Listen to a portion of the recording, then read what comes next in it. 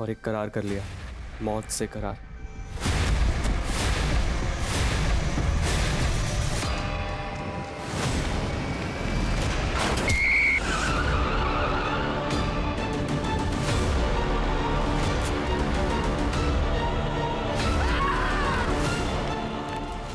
मौत का ऐसा करार कि अब मौत से पीछा छुड़ा पाना मुश्किल है।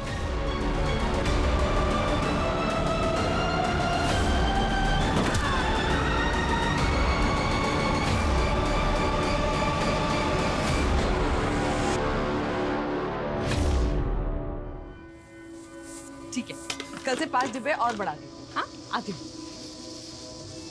तो आपकी डील पक्की हो गई मम्मा? हाँ, एकदम पक्की हो गई। अब तुम्हारी मम्मा बहुत बड़ी बिजनेस वाली बनने वाली है। वाओ, ग्रेट मम्मा। मम्मा, अब हमारा घर भी बहुत बड़ा होगा ना? हाँ, बहुत बड़ा और आलीशान घर होगा हमारा, और जहाँ पर नौकर चाकर सब होंगे। हाँ, और बड़ी बड़ी कार्स भी होगी। हाँ, कार्स भी लेंगे। मम्मा, मुझे एक चॉपर भी चाहिए। चॉपर? ठीक है, चॉपर भी ले लेंगे। अरे नानी, मम्मा मुझे चॉपर दिलवाएगी। मुझे कितनी बार बोला है मुझे नानी मत बोला कर, ऐसे सबके सामने तो नहीं। अरे मैम, आप क्यों ले आई? मुझे बता देती ना, मैं ले आता खाली टिफिन। अरे तू कहीं और गया था ना डिलीवरी के लिए, इसलिए मैं ले आई। खाली टिफिन आने में लेट हो जाता है तो डिलीवरी भी लेट हो जाती है। अच्छा राघव, चलो शाम की तैयारी करो टिफिन। हाँ, फाल्गुनी, तुम्हारी कामयाबी की चाबी बन सकता हूँ मैं। तो मेरे प्रपोजल के बारे में क्या सोचा? अरे संजीव, तुम बाहर क्या कर रहे हो? अंदर आओ। रोही बेटा, तुम अंदर जाके चेंज करो। 1 साल पहले तुमने बिजनेस के लिए मुझसे 3 लाख रुपए उधार लिए थे और उसको बढ़ाने के लिए 5 लाख रुपए और ले लिए। अरे मामूली से टिफिन सर्विस के बिजनेस में 8 लाख रुपए खपा दिए। तुम मुझे मेरा काम समझाने आए हो? तुम मेरा पैसा तो लौटा नहीं पा रही हो। टू बी फ्रैंक, तुम्हें बिजनेस करना नहीं आता। एक काम करो, तुम मेरी लाइफ पार्टनर बन जाओ। तुम्हें बिजनेस करना भी सिखा दूंगा और तुम्हारा कर्जा भी माफ हो जाएगा। अपनी हाथ में रहो संजीव। मधु, क्या है ये? तुमने तो कहा था तुम इसे शादी के लिए मना लोगी। मैं बात करती हूँ ना, माँ से ना मेरी जिंदगी का फैसला कर सकती है, ना ही मेरे बिजनेस में कोई फैसला ले सकती है। देखा मधु, इसने तुम्हें तुम्हारी औकात दिखा दी। ये तुम्हें अपनी बॉसी नहीं, काम वाली समझती है। संजीव, तुम मासी को भड़काने की कोशिश मत करो। बहुत अकड़ है ना तुझ में। चल अभी का भी मेरा पैसा निकाल, नहीं तो मैं तुझे अपना असली रूप दिखाता हूँ। मुझे हरास करने की कोशिश मत करना संजीव। तुम्हें तुम्हारा पैसा मिल जाएगा, वो भी पूरे ब्याज के साथ। ब्याज तो मैं वसूल करूंगा, इस थप्पड़ का भी।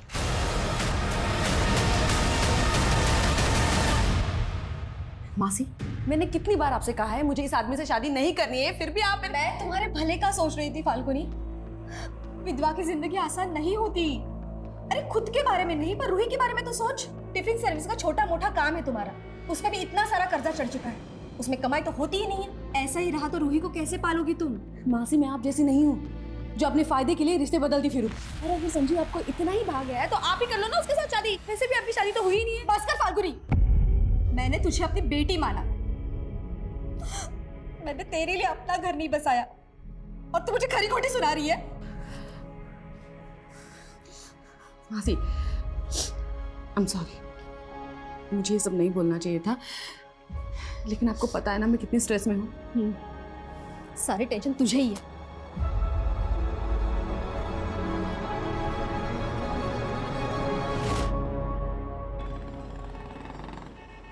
मम्मा, मुझे बड़ा घर नहीं चाहिए, ना कार्स ना चॉपर। आप टेंशन मत लो। तू है तो मुझे क्या टेंशन है? और सपने देखना बुरी बात नहीं है बेटा। माना कि आज हमारे पास कुछ भी नहीं है, लेकिन हम मिलके अपना कल तो संवार सकते हैं ना। I know mamma, you are the best.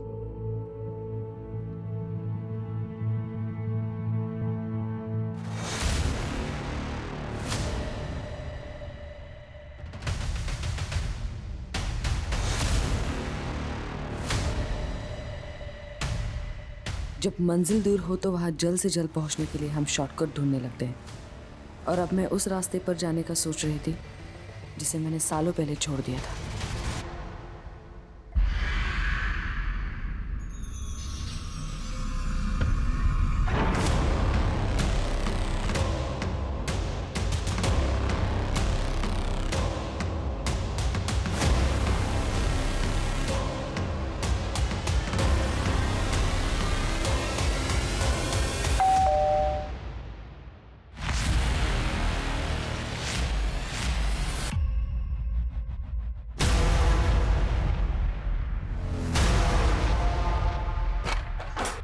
पकड़ रहे उसको। कौन आप लोग? क्या चाहिए? छोड़ो ये।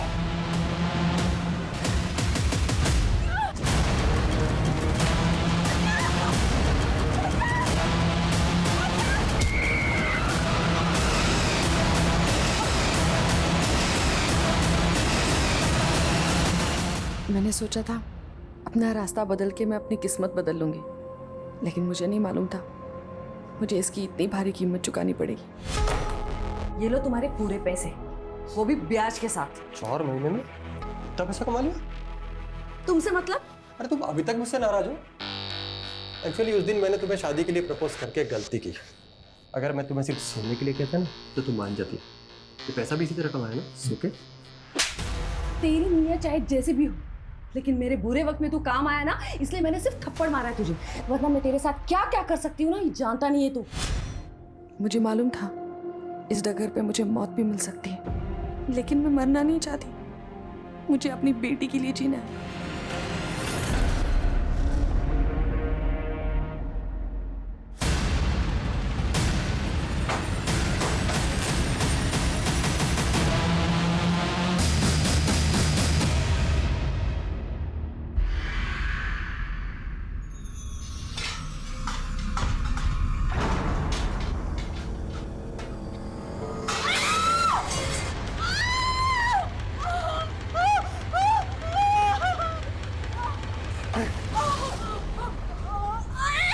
अपने शरीर दिखाने का बड़ा शौक है ना तुझे? तू मेरा देवर वहाँ पे पढ़ाई कर रहा है और तू उसको ले जाने की कोशिश कर रही है। ये क्या बोल रहे हो आप? अच्छे से समझ रहे तुझे, अब ये तो नहीं चलेगा। यही पे काट दूंगा, यही पे काट दूंगा।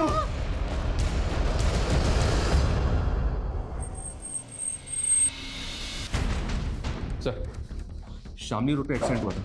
लेडी की ऑन स्पॉट डेथ हो गई। पहचान पता चली कौन? जी हाँ सर, एक्सीडेंट साइट से आईडी मिली है जिसमें फाल्गुनी गुप्ता लिखा हुआ है। मेरठ की रहने वाली है। कांस्टेबल को भेजा उसके एड्रेस पे।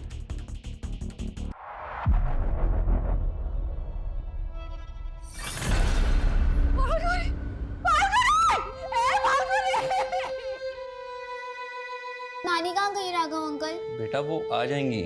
और मम्मी वो कहाँ है? मधु जी, मैं समझ सकता हूँ इस वक्त आपके लिए जवाब देना कितना मुश्किल है, पर कुछ बातें हैं जो हमारे लिए जानना बहुत जरूरी है। फाल्गुनी का एक्सीडेंट शामली रोड पर। फाल्गुनी शामली में कहाँ जा रही थी? शामली? सर वो तो 2 दिन से शहर के बाहर गई थी। शहर से बाहर? कहाँ? सर वो मुझे नहीं पता, पर अपना टिफिन का काम दूसरे शहर में भी फैलाना चाहती थी। मधु जी, जिस जगह पर फाल्गुनी का एक्सीडेंट हुआ वो जगह आपके घर से कोई 60-70 किलोमीटर की ही दूरी पर है, और आप कह रही हैं कि फाल्गुनी 2 दिन से शहर से बाहर थी। सर ऐसा भी तो हो सकता है वो घर लौट रही हो और रास्ते में उसके साथ।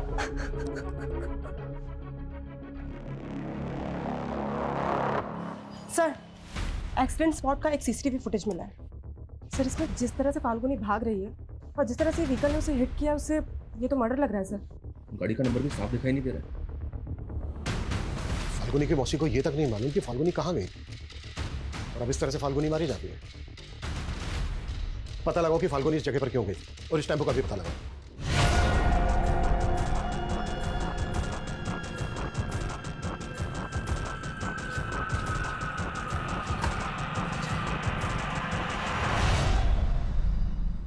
बहुत पढ़ाई कर रहे हो मेरे पीछे से। चलो आज तुम्हारा इम्तिहान लेते हैं। आजा। पानी।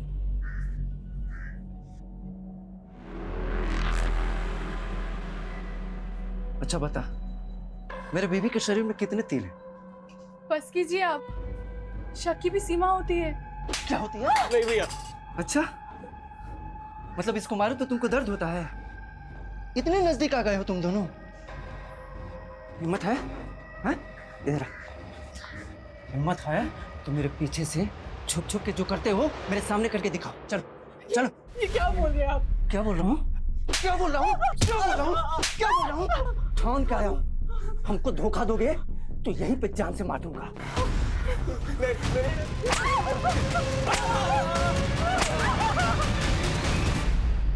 फाल्गुनी की मौसी ने तेरी गंदी नीयत के बारे में सब कुछ बता दिया है हमें। सर उसकी मौसी ने खुद मुझसे कहा था कि वो फाल्गुनी की शादी मुझसे करवाना चाहती है। देख, अगर हमें बाद में पता चला ना कि इसमें तेरा तनिक भी हाथ है तो बिल्कुल हाथ नहीं है सर। अगर वो गलत रास्ते से पैसा कमाएगी तो ऐसी हालत तो होनी ही। कहना क्या चाहता है तू? सब सब बोल। सर 4 महीने पहले तक फाल्गुनी के पास अपनी बेटी की फीस भरने तक के पैसे नहीं हुआ करते थे, और 4 महीने के अंदर उसने मेरे 8 लाख रुपए चुकता कर दिया। ये लो तुम्हारे पूरे पैसे ब्याज के साथ। मुझसे सवाल करने से पहले आप उसकी मौसी से पूछिए कि फाल्गुनी शहर में किस किस के पास जाती थी जो उसमें इतना पैसा बचा रहे थे।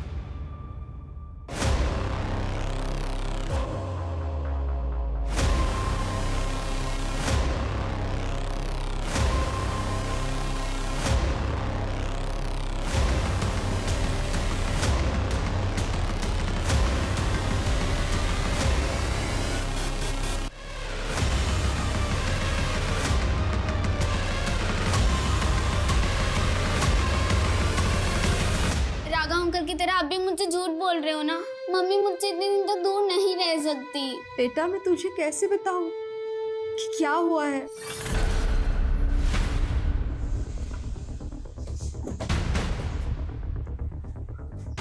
सर संजीव तो जलता था फाल्गुनी से, आप उस पर भरोसा कैसे कर सकते हो?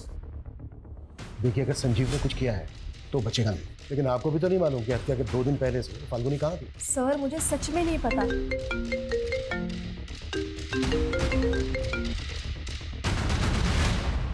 हाँ मनीष, इंक्वायरी में पता चला है कि फाल्गुनी ने शामली रोड पे एक जगह रेंट पे ले रखी थी। व्हाट? सर फाल्गुनी ने ये जगह 2 महीने पहले रेंट पे ली थी। यहाँ के लैंडलॉर्ड का कहना है कि वो यहाँ से कोई बिजनेस कर रही थी। पर फाल्गुनी तो मेरठ से टिफिन सर्विस चलाती थी ना, यहाँ क्या कर रही थी? तो बेटा ये सारे एविडेंस कलेक्ट करो। सर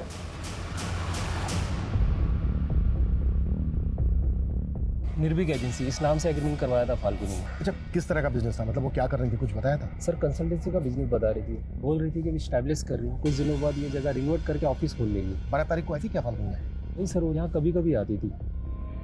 ठीक है, हमें एग्रीमेंट के पेपर चाहिए। जी सर।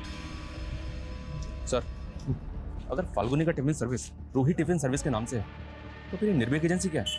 और इसके बारे में तो उसकी मौसी ने भी हमें कुछ नहीं बताया। शायद देखकर ऐसा लग रहा है कि जैसे काफ़ी फाइल थी, काफ़ी डॉक्यूमेंट्स जिनको चला दिया गया। मनीष, एक काम करो, पता करो कि वो निर्भीक एजेंसी के नाम से कौन सा बिजनेस कर रही थी, किस तरह का बिजनेस था, और ये भी पता लगाओ कि उस बिजनेस का उसके मर्डर से कोई कनेक्शन निकलता है।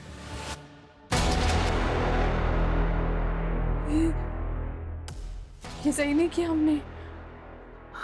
आप भूल गई इस आदमी ने हमारे साथ क्या क्या किया है? लेकिन जो भी था ये मेरा पति है। मैं ऐसा इतनी बुरी मौत कैसे दे रही हूँ?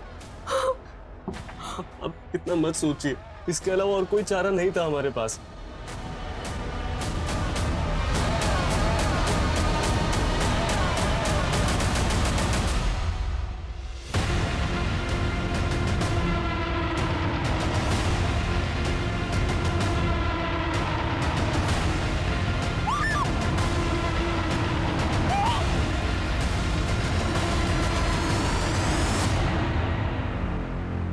सर फाल्गुनी को टक्कर मारने वाले टेम्पो के बारे में कुछ पता नहीं चल रहा है। हमें सिर्फ इतना पता है कि वो टेम्पो सफेद रंग का है। पॉसिबल है कि क्रिमिनल्स ने उसका रंग बदल दिया।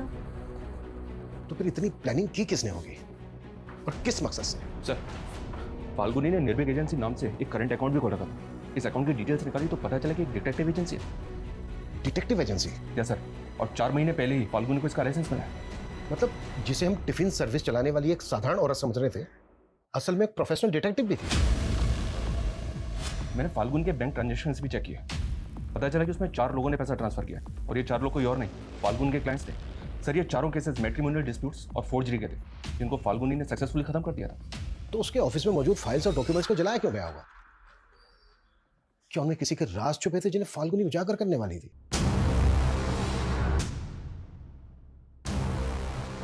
ये सब तो काफी हद तक जल चुका है sir. 1 PH 2 SKR 3 HC C is similar। Sharma, भले ही मैक्सिमम स्टफ जल गया है, लेकिन इससे ये क्लियर हो गया है कि फाल्गुनी जरूर कोई ऐसा केस इन्वेस्टिगेट कर रही थी जो उसके मर्डर की वजह बना। सर फाल्गुनी के सीडीआर में कोई सस्पिशियस नंबर भी नहीं मिला, लेकिन सर फाल्गुनी की लोकेशन पिछले 2 महीने से अक्सर मुजफ्फरनगर की थी, लेकिन सर उसके सीडीआर में मुजफ्फरनगर का कोई नंबर नहीं मिला। ये भी तो हो सकता है कि वो कोई दूसरा नंबर भी यूज़ करती हो। शर्मा, मैं सारे खबरों को एक्टिव किया, उनसे कहो कि वो पता लगाएं कि फाल्गुनी मुजफ्फरनगर में कहाँ जाती थी और किस किस से मिलती थी। Okay sir.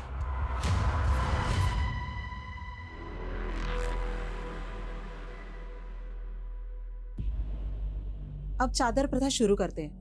भैया यहाँ आना, पकड़ लीजिए। गिरीश, अपने दोनों हाथ इसमें डुबा के चारों कोने में छापा लगा दो।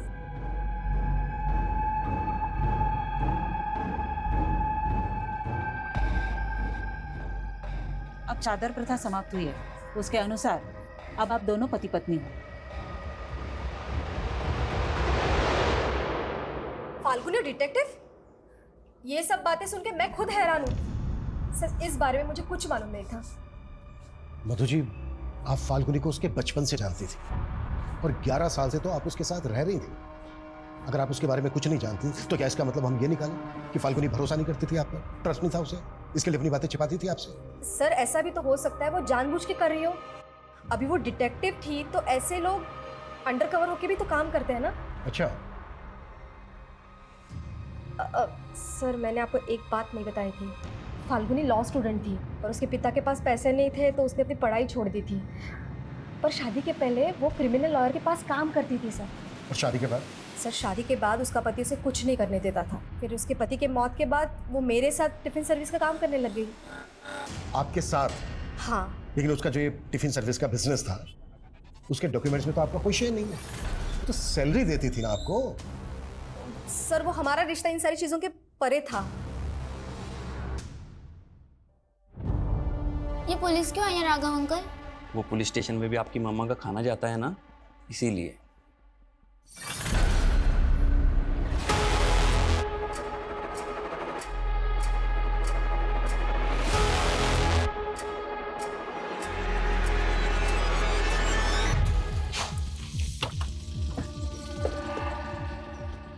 आइए सर। फाल्गुनी इसी एनजीओ में वर्कर बन के काम करती थी। ये भी तो हो सकता है कि फाल्गुनी एनजीओ वर्कर बनकर यहाँ इन्वेस्टिगेट करने आती है। फिलहाल तो सिर्फ इतना पता चला है कि फाल्गुनी आसपास के कई गांव में जाकर ग्रामीण औरतों को वुमेन हेल्थ एंड हाइजीन पर ट्रेनिंग दे रही थी। पॉसिबल है आसपास के गांवों में जाकर वो इन्फॉर्मेशन इकट्ठा करती है। May be sir. इंक्वायरी में एक बात और पता चली है, ये फाल्गुनी आजकल कड़िया गाँव ज़्यादा जा रही थी। कड़िया गाँव?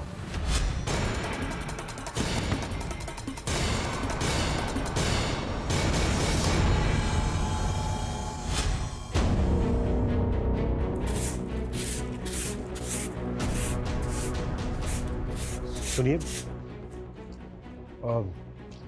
हमें पता चला है कि एनजीओ वर्कर फाल्गुनी अक्सर आपसे मिलती है। जी। क्यों मिलती थी वो आपसे, वजह क्या है? सर वो सोशल अवेयरनेस के लिए सबके घर आ रही थी। आप? जी मैं पति हूँ इनका। कुछ और पूछना है आपको? नहीं। ये मैडम तो मुझे भी मिली थी। कृष्णा के पहले पति सरजू के बारे में पूछ रही थी। क्या? कृष्णा का पहला पति?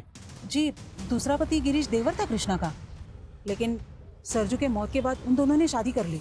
अच्छा, ये फाल्गुनी सरजू के बारे में क्यों पूछ रही थी? यही कि सरजू की मौत कैसे हो गई। क्या आप हमें बता सकती हैं कि सरजू की मौत कैसे हुई थी? सर गिरीश और कृष्णा कहते हैं कि सरजू भैंस खरीदने जा रहा था तो कोई गाड़ी मार गई उसको, लेकिन मुझे लगता है कि इन दोनों ने उसे मारा होगा। आपको ऐसा क्यों लगता है? सरजू को शक था कि इन दोनों का चक्कर चल रहा है। हमको धोखा दोगे तो यहीं पे जान से मार दूंगा। और एक बात, सरजू के मौत के 2 महीने पहले से वो काफी बीमार चल रहा था, खाट से उठा तक नहीं जा रहा था उसे। ऐसे में वो खुद पैदल चल के हाईवे तक कैसे जाएगा? मुझे लग रहा है सर फाल्गुनी या सरजू की मौत का राज पता करने ही आई होगी। फाल्गुनी एक प्राइवेट डिटेक्टिव थी। इस तरह के लोग तभी इन्वेस्टिगेट करते हैं जब उन्हें कोई हायर करे। इस छोटे से गांव में कौन ऐसा होगा जिसने फाल्गुनी को हायर किया? हमें ना लोकल पुलिस से कंफर्म करना चाहिए कि सरजू का एक्सीडेंटल केस में कोई फाउल प्ले था क्या, और क्या वाकई में ऐसे राज दफन है जो फाल्गुनी की हत्या का कारण बने।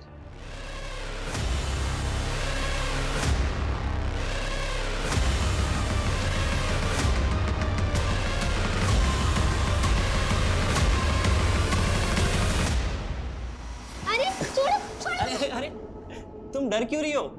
ये डॉल तुम्हारी मम्मी ने दी है तुम्हारे लिए। मम्मी ने? हाँ, मम्मी ने ऑर्डर पहले की होगी, बस पार्सल आ जाया है। राघव, जरा इधर आना। हाँ हाँ, आ रहा हूँ।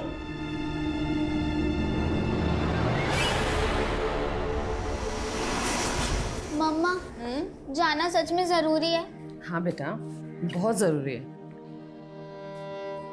वरना तुम ही बताओ, मम्मा तुमसे दूर इतने दिन के लिए रह सकती है? लेकिन आजकल आपके पास मेरे लिए टाइम ही नहीं होता है। सॉरी बेटा, मैं बहुत जल्द वापस आ जाऊंगी। मम्मा, आपने मेरे लिए डॉल ऑर्डर की थी, मैं आपको कहाँ से ऑर्डर करूं ताकि आप जल्दी से मेरे पास आ जाओ? कहाँ चले गए मम्मा?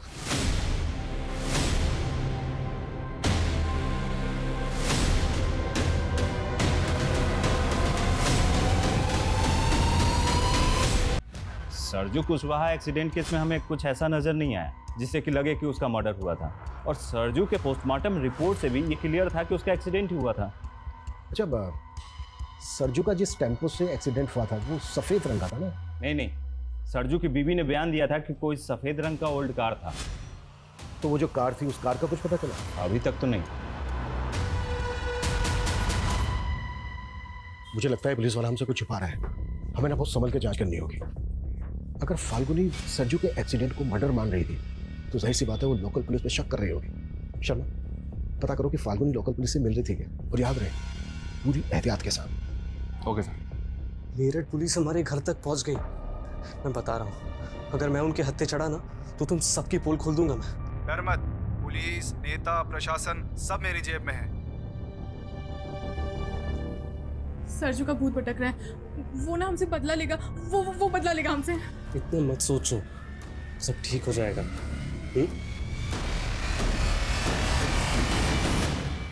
सर, हमने फाल्गुनी की सीडीआर में मौजूद एक नंबर को इन्वेस्टिगेट किया, लेकिन हमें अब तक कोई ऐसा नहीं मिला जिसने फाल्गुनी की डिटेक्टिव एजेंसी को सरजू या फिर मुजफ्फरनगर का कोई भी केस दिया हो। लेकिन सर, चली हुई फाइल से एक अधचला पेपर मिला है। सर, इसे देख के ऐसा लगता है जैसे ये किसी पीएम रिपोर्ट का हिस्सा है, लेकिन सर समझ में ये नहीं आ रहा है कि ये किसकी पीएम रिपोर्ट का हिस्सा है। सरजू की बॉडी का भी पोस्टमार्टम हुआ था ना? जी हाँ सर, पोस्टमार्टम तो हुआ था, लेकिन इन्वेस्टिगेटिंग ऑफिसर सुखबीर ने बताया था कि उसकी रिपोर्ट से क्लियर था कि उसका एक्सीडेंट हुआ था। शर्मा, पोस्टमार्टम रिपोर्ट मैन्युपुलेट भी तो की जा सकती है। सरजू की बॉडी का जिस डॉक्टर ने पोस्टमार्टम किया था, एक बार उस डॉक्टर से मिलते हैं। क्या हुआ? मम्मी की याद आ रही है? अरे डोंट वरी, मैं हूं ना, मैं भी मम्मा की तरह ही प्यार करूंगा। स्कूल हो या आस पड़ोस, कोई अगर तुम्हें टच करे ना तो इस बात की समझ होनी चाहिए तुम्हें कि गुड टच और बैड टच क्या होता है। क्या होता है मम्मा ये गुड टच बैड टच? मैं समझाती हूँ। पहले तो मैं तुम्हें बताती हूँ कि बैड टच क्या होता है। छोड़ो छोड़ो छोड़ो छोड़ो मुझे। नानी, चुप चुप। जहाँ तेरी मम्मी को पहुँचाया ना, वहाँ तुझे भी पहुँचा दूंगा, समझ में आया?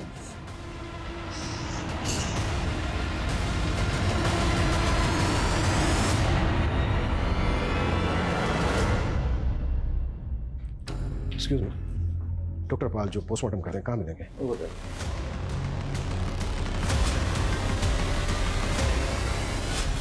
डॉक्टर समरपाल जी। इंस्पेक्टर अभिमन्यु चंद्र, मेरठ पुलिस। हमें पता चला है कि आपने कड़िया गांव के सरजू कुशवाहा नाम के आदमी की बॉडी का पोस्टमार्टम किया था। सर, मैं बहुत सारे विक्टिम का पोस्टमार्टम करता रहता हूँ, मुझे रिकॉर्ड चेक करना है प्लीज।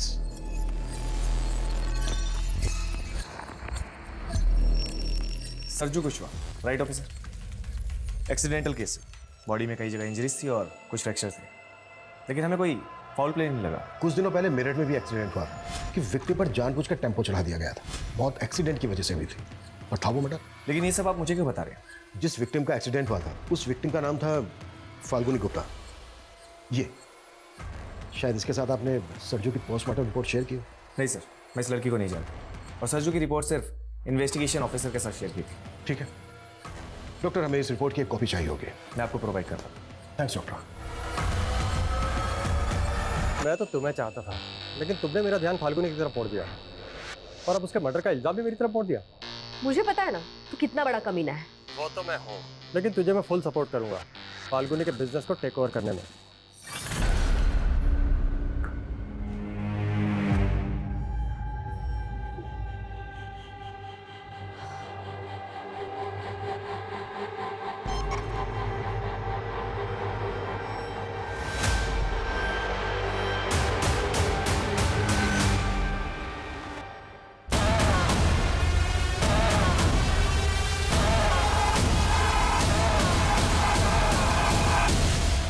अचानक गांव छोड़ के चले गए, पर कहाँ चले गए हैं ये समझ में नहीं आ रहा है।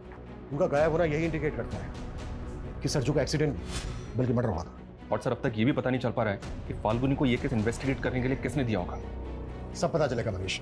देखो ये तो क्लियर होता जा रहा है कि फाल्गुनी की हत्या का सरजू के केस से कनेक्शन। एक काम करो, ग्रीश और कृष्णा का लुकआउट नोटिस जारी करवाओ। थोड़ा तो ओके सर।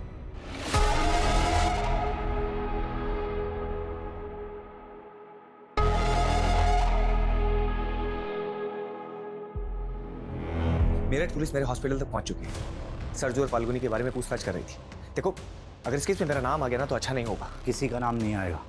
थोड़े दिनों में मेरठ पुलिस झक मार के निकल जाएगी, और अगर ना भी निकली तो उसे भी खरीद लेंगे। वो पुलिस वाला बिकाऊ नहीं लग रहा था, या तो उसका भी ट्रांसफर करवा दो या फिर उसे भी ठिकाने लगवा दो। सर मुझे पता चला है कि सरजू के एक्सीडेंट में जिस गाड़ी का इस्तेमाल हुआ था वैसे ही गाड़ी का इस्तेमाल और एक एक्सीडेंट में किया गया था। व्हाट? जी सर, ये केस सनोली विलेज का केस है और इस एक्सीडेंट में दुर्गेश सिन्हा नाम के आदमी की मौत हुई थी। ये दुर्गेश है सर।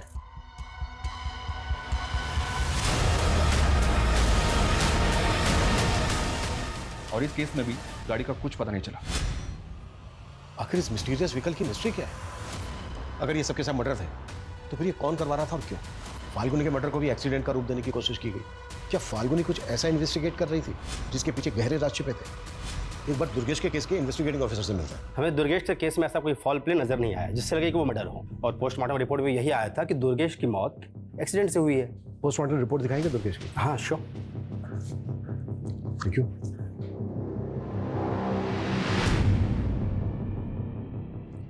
ये दुर्गेश की बॉडी का पोस्टमार्टम डॉक्टर समर ने किया था ना? जी सर, ये दोनों पोस्टमार्टम रिपोर्ट्स तो एक दूसरे की कार्बन कॉपी है। दोनों रिपोर्ट्स में मौत की वजह एक ही लिखी है। अच्छा शर्मा, ये डॉक्टर समर का सी बनाने का स्टाइल नोटिस किया तुमने? बड़ी अजीब ढंग से सी बनाया। फाल्गुनी के ऑफिस में हमें एक डायरी मिली थी, उस पर लिखा था सी इज सिमिलर। क्या सी सिमिलर का इंडिकेशन इन्हीं दोनों रिपोर्ट्स का है? पूरे चांसेस। शर्मा, हमें फाल्गुनी के ऑफिस में जली हुई फाइल्स के बीच एक पोस्टमार्टम रिपोर्ट की जली हुई कॉपी भी मिली थी, याद है? इसका मतलब फाल्गुनी के पास ये दोनों रिपोर्ट्स थे, और फाल्गुनी सरजू का नहीं बल्कि दुर्गेश का केस भी इन्वेस्टिगेट कर रही हो। ये डॉक्टर समर उस दिन से ही हॉस्पिटल नहीं आ रहा है जिस दिन से हम उससे मिलने गए।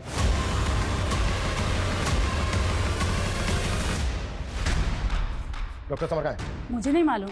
कब से नहीं हुआ घर पे? सर पिछले 3 दिन से घर नहीं आया वो। तुम चेक करो, कुछ भी छूटा नहीं चाहिए। लेकिन हुआ क्या है, कोई बताएगा? बताते हैं।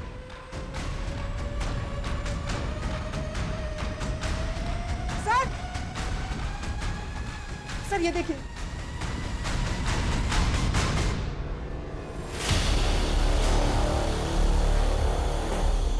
इतनी सारी डॉल्स, इलेक्ट्रॉनिक सामान,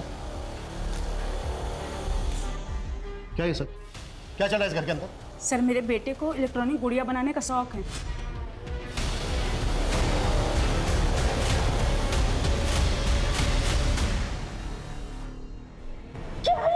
अरे ये क्या कर दिया आपने? तूने मेरे रूम में कैमरा लगा दिया। अरे मम्मी एक्सपेरिमेंट कर रहा था, अपने रिमोट आई को टेस्ट कर रहा था। है कहाँ? फोन भी बंद कर रखा है उसने अपना। सर मैंने कहा ना, मुझे कुछ नहीं पता है। अपनी मर्जी का मालिक है वो।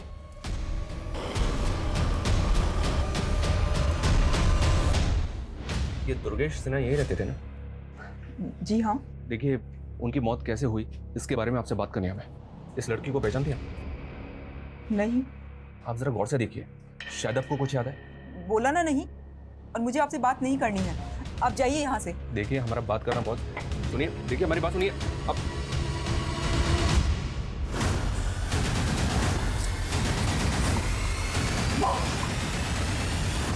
मम्मा, मैं तो डर गई। मैंने सोचा 2 दिन बाद वापस आई हूँ ना, तो ऐसे सरप्राइज करती तुझे। लेकिन मम्मा, मैं आपको बता नहीं सकती। जब आप चली जाती है तो यहाँ पर फाल्गुनी तुम आ गई? हाँ मासी। हाँ, रूही ने आपको तंग तो नहीं किया मेरे पीछे से? अरे नहीं, बहुत अच्छे से रही है वो। मम्मा, मैं क्यों नहीं बता पाई आपको वो सब? सर, दुर्गेश की बीवी का ऐसा रवैया देख के ताज्जुब हो रहा है। मुझे ऐसा लग रहा है कि सरजू की तरह दुर्गेश की मौत की हकीकत भी कुछ और ही है। मैंने मॉर्चरी में पता किया, पिछले 3 महीने में डॉक्टर समर ने 15 बॉडीज का पोस्टमार्टम किया और उन 15 में से 9 एक्सीडेंटल केसेस। तो क्या ऐसे और भी केसेस हैं? इस डायरी में ना कुछ अल्फ़ाबेट्स लिखे हैं जिनको देख के ऐसा लगता है कि जैसे ये विक्टिम्स के नामों का शॉर्ट फॉर्म हो सकता है। जैसे सरजू का सरनेम है कुशवाहा, यानी कि सरजू कुशवाहा। और ये देखो, ये 7वें नंबर पे लिखा है SK। ऐसे ही दुर्गेश का सरनेम है सिन्हा, यानी कि दुर्गेश सिन्हा। और ये यहाँ 9वें नंबर पे लिखा है DS। ऐसे जो बाकी के विक्टिम्स हैं उनके भी नाम और सरनेम के अल्फ़ाबेट्स मैच हो रहे हैं। माय गॉड, अभी सर ये केस तो हमारी सोच से भी परे का निकला। बस ये समझ में नहीं आ रहा है कि फाल्गुनी से ये सब इन्वेस्टिगेट कौन करवा रहा था।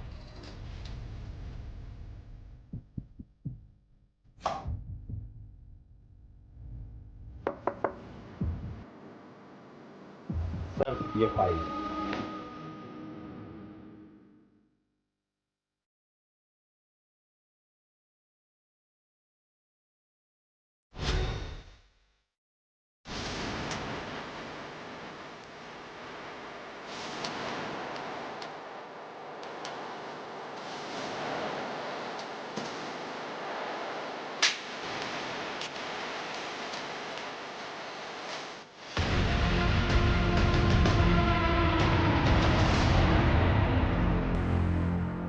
सर ये विपिन है, दुर्गेश सिन्हा का पड़ोसी और दोस्त भी। दुर्गेश के बारे में आपको कुछ बताना चाहता है। बोलो।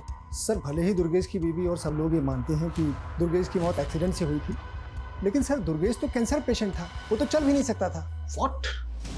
उसका इलाज एनटी दीक्षित मेमोरियल अस्पताल में चल रहा था। और सर मुझे बहुत अच्छे से याद है, वो शाम जब मैं दुर्गेश को मिलने उसके घर गया था तो वो बिस्तर पर ही अपने प्राण छोड़ चुका था। फिर मुझे उसकी पत्नी ने वहाँ से जाने के लिए कहा। उसके बाद मुझे उसी रात को ये पता चला कि दुर्गेश का हाईवे के पास में एक्सीडेंट हो गया है। सरजू के पड़ोसी ने कहा था सर कि सरजू काफी बीमार रहता था और ठीक से चल भी नहीं पाता था। और उसकी वाइफ कृष्णा ने स्टेटमेंट दी थी कि सरजू भैंस लेने जा रहा था, हाईवे पे उसका एक्सीडेंट हो गया था। ये बहुत बड़ा गेम है शर्मा, इसकी जड़ें ना काफी गहरी है। अच्छा, दुर्गेश के दोस्त ने बताया कि दुर्गेश कैंसर पेशेंट था, एनटी दीक्षित मेमोरियल हॉस्पिटल में उसका इलाज चल रहा था। एक काम करो, रिकॉर्ड चेक करो वहाँ पे। हमें कोई एक्सट्रीम स्टेप लेना होगा। हद, मैंने सोच लिया है कि मुझे क्या करना है।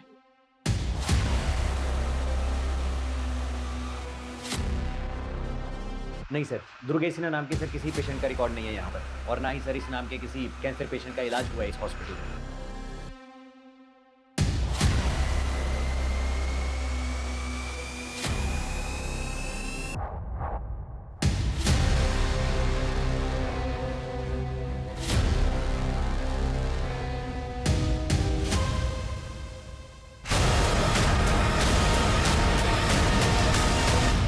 दुर्गेश कैंसर पेशेंट था, इसका कोई रिकॉर्ड नहीं मिला हॉस्पिटल में। लेकिन मैंने इंक्वायरी करवाई। डॉक्टर समर ने जिन 9 और एक्सीडेंटल विक्टिम्स का पोस्टमार्टम किया था, उन सबके केसेस भी सरजू और दुर्गेश के केस की तरह सस्पिशियस थे। और ये सारे के सारे विक्टिम्स लोअर मिडिल क्लास या फिर पुअर फैमिली से बिलोंग करते थे। ये काफ़ी ताज्जुब भरा है कि ऐसे बैकग्राउंड के लोगों को क्यों और किस मकसद से मारा गया और उनके मर्डर को एक्सीडेंट का रूप दिया गया। हमें ना इस फैमिली को कॉन्फिडेंस में लेकर बात करनी होगी, तभी हम इस केस की तह तक पहुंच पाएंगे। सर, गिरीश और कृष्णा सहारनपुर के घर में छिपे हुए थे। सहारनपुर पुलिस को उसी घर से उनकी लाशें मिली हैं।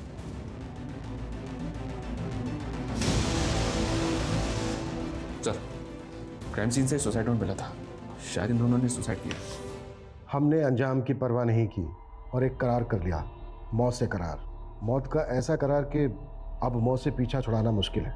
हमारा गुनाह बस इतना है कि हमने अपनी मजबूरी के साथ सौदा कर लिया।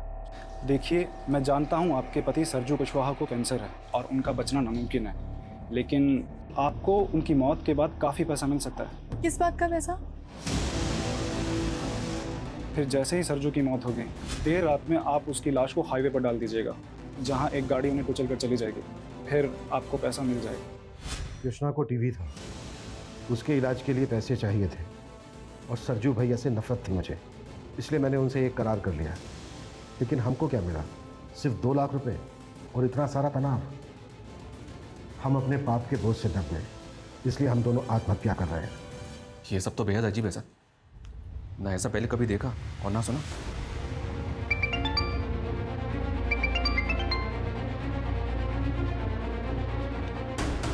जैन सर,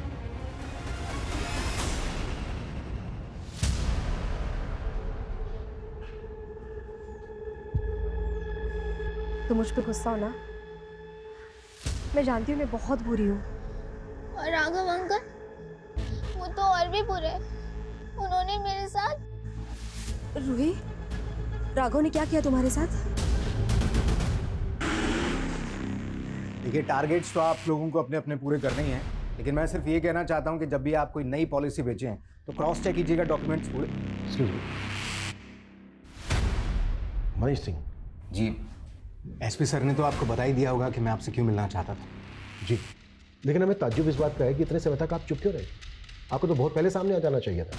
एक्चुअली हम डिलेमा में थे कि हमारा शक सही है या गलत, और उसी को पुख्ता करने के लिए हमने फाल्गुनी को मुजफ्फरनगर डिस्ट्रिक्ट में लगाया था। इसके अलावा 4 और डिस्ट्रिक्ट में हम अपने लेवल पर इन्वेस्टिगेट कर रहे थे।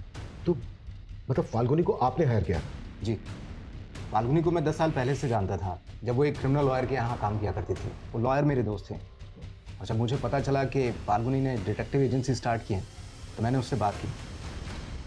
हमें ऐसे इंसान की तलाश थी जो ग्रास रूट लेवल पर जाकर इस मामले की पूरी सच्चाई सामने ला सके। मुझे क्या करना होगा सर?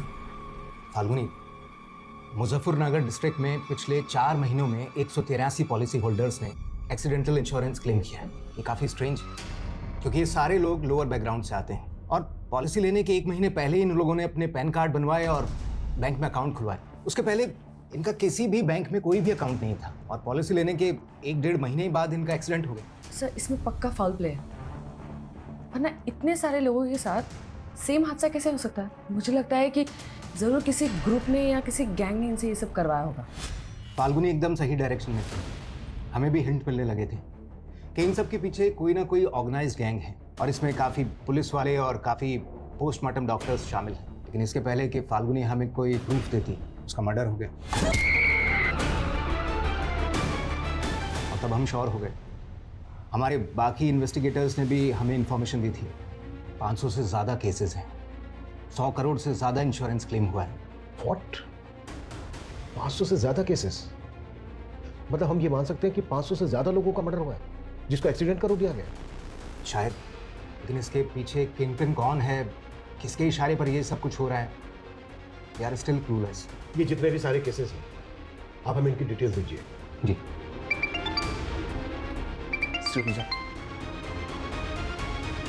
हाँ कविता। सर, दुर्गेश की वाइफ सरकारी गवाह बनने के लिए तैयार हो गई है। वो हमें उन लोगों के बारे में बताना चाहती है जिनके कहने पर उसने दुर्गेश की मौत को एक्सीडेंट की शक्ल देने का प्लान बनाया था। गुड जॉब कविता। कहाँ है दुर्गेश की बीवी?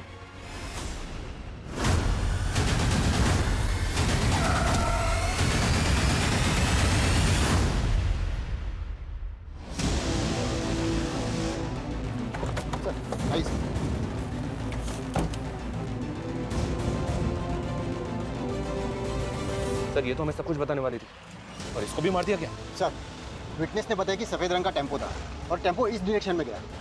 आगे जो चेक पोस्ट है, इन्फॉर्म किया उनको? सर। हेलो, हाँ ओके ठीक है, हम भी बस उसी साइड आ रहे हैं।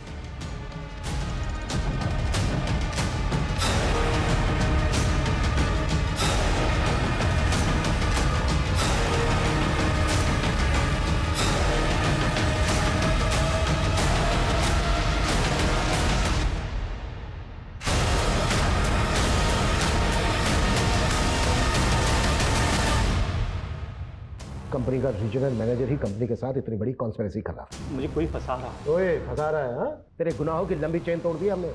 टेम्पो ड्राइवर हिस्ट्री चीटर है। इंस्पेक्टर सदानंद के कहने पर वो तेरा मर्डर कर रहा था। इंस्पेक्टर सदानंद ने तेरे कजन कपिल का नाम लिया है, और कपिल ने तुम लोगों की सारी पोल खोल दी है। और भी बहुत सारे लोग शामिल है ना इसमें, और ज्यादातर को तू रास्ते से हटा चुका है, जैसे डॉक्टर समर। इन सबका किंगपिन तू है ना? चल बोल। ये सब मेरे कज़न कपिल की खुरापात थी। एक दिन दारू के नशे में उसने मुझे बताया कि उसका एक एक्सीडेंट पॉलिसी होल्डर कैंसर का पेशेंट था। कपिल ने उसकी फैमिली के साथ मिलकर ऐसी कॉन्स्पिरेसी रची कि उसका क्लेम पास हो गया। और यहीं से तुझे इन गुनाहों की तरकीब सूझी? हाँ सर, सबसे पहले हमने ऐसे पेशेंट्स के हॉस्पिटल से डेटा निकालना शुरू किया, और फिर जो फैमिलीज़ मान जाती थी हम उनका अकाउंट खुलवाते थे और उन्हें एक्सीडेंटल पॉलिसी खरीदवाते थे। और जब उनकी मौत हो जाती थी तो उनकी फैमिली हमें बताती थी, और फिर हम उनकी लाशों पर से गाड़ियाँ चढ़ाकर उन्हें एक्सीडेंट की शक्ल दे देते थे। सदानंद और सुप्रीत जैसे पुलिस इंस्पेक्टर ऐसे केसेस को एक्सीडेंटल केसेस बनाकर फाइल बंद कर देते थे, और समर जैसे पोस्टमार्टम डॉक्टर ऐसी पोस्टमार्टम रिपोर्ट बनाते थे जिसमें कोई फाउल प्ले नजर न आए। हाँ सर, हॉस्पिटल रिकॉर्ड से हम उन पेशेंट के नाम गायब करवा देते थे ताकि किसी को पता ना चले कि उन्हें जानलेवा बीमारी थी। एक रिकॉर्ड गायब करने की फीस 35,000 फिक्स थी, और क्लेम करने वाले को तुम लोग 50-50 हजार रुपए देते थे, ज्यादा से ज्यादा 1 लाख रुपए। उनका बैंक अकाउंट भी खुद ऑपरेट करते थे, और जैसे क्लेम का पैसा अकाउंट में आता था पैसे निकाल के गायब। और फाल्गुनी का कसूर यह था कि उसने तुम्हारे गुनाहों की लंबी चेन का पता लगा लिया था। हाँ सर, वो जिस तरह से मनीष सर को रिपोर्ट कर रही थी वो मेरे लिए खतरा बनती जा रही थी, इसीलिए उसको ख़त्म करना जरूरी था, और वो सबूत मिटाने भी जरूरी थे जो उसने मेरे खिलाफ जुटाए थे।